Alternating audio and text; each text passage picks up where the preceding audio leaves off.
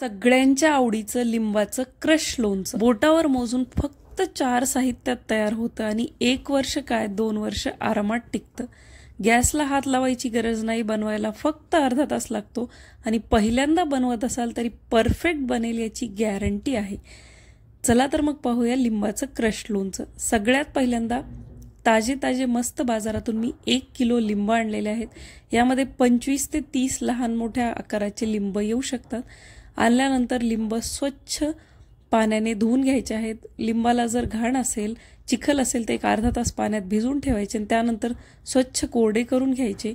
शक्यतो जेवढे मिळतील तेवढे ताजे लिंब वापरण्याचा प्रयत्न करायचा आणि लिंब फ्रीजमध्ये ठेवायचे नाहीत। फ्रीजमध्ये ठेवलेल्या लिंबाचं जर तुम्ही लोणचं केलं तर त्यामध्ये पाण्याचा अंश राहतो आणि लोणचं खराब होण्याचे चान्सेस असतात।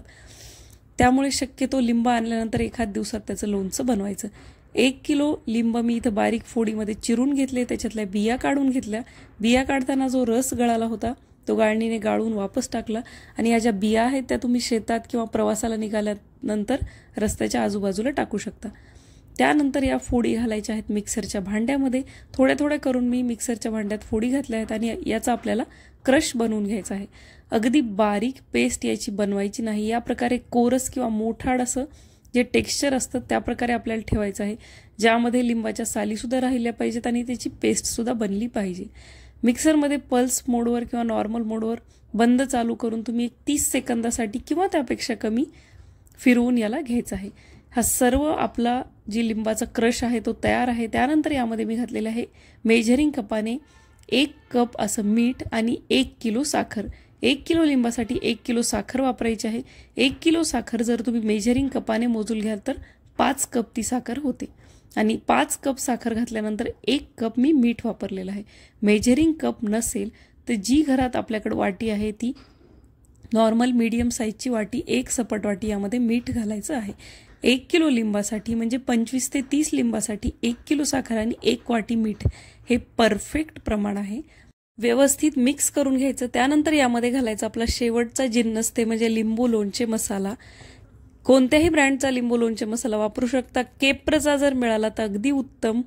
1 किलो लिंबासाठीच म्हणजे 30 लिंबासाठी 1 किलो साखर, 1 सपाट वाटी मीठ आणि 200 ग्रॅमचं लिंबू लोणचे मसाल्याचं पॅकेट हे अगदी परफेक्ट प्रमाण आहे। त्यामुळे चव आणि टेक्स्चर, रंग दोन्हीही सगळं अगदी छान येतं।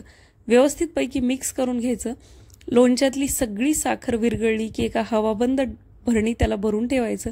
तुम्ही टेक्स्चर बघू शकता किती मस्त आलेलं आहे। अगदी खूप क्रशही झालेला नाहीये लिंबाचा आणि खूप मोठाडही राहिलेले नाहीयेत। लगेच तुम्ही खायला सुरू केलं तरीही चव छान लागते। 1 ते 2 दिवसानंतर मुरल्यावर तर आणखी हे छान लागतं।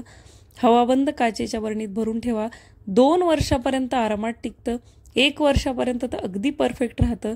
1 वर्षानंतर थोडासा रंग याचा काळपट पडू शकतो आणि थोडंसं लोणचं घट्टसर होऊ शकतो, पण त्यामुळे चवीत काहीच बदल होत नाही। अगदी अचूक प्रमाण आहे। पहिल्या प्रयत्नात तुम्हाला जमेल याची गॅरंटी आहे। मुलांसाठी तर हे लोणचं अगदी आवडीचा विषय बनून जातं। तुम्ही चपातीला अगदी सॉस सारखं जरी लावून दिलं तरी ते अप्रतिम चवीचं लागतं। पराठ्यासोबत द्या, लोणचं पोळी आणि भात आणि हे लोणचं जर मिक्स करून खाल्लं तर हे कॉम्बिनेशन अगदी जगावेगळं लागतं। एकदा ट्राय करून तुम्ही नक्की बघा। गरम भातासोबत हे लोणचं खायचं। व्हिडिओ आवडला असेल तर जास्तीत जास्त शेअर करा, लाईक करा, कमेंट्स करा, चॅनलला सबस्क्राईब करा। मी भेटते अशाच एका रेसिपीसोबत पुढच्या व्हिडिओमध्ये। तोपर्यंत बाय।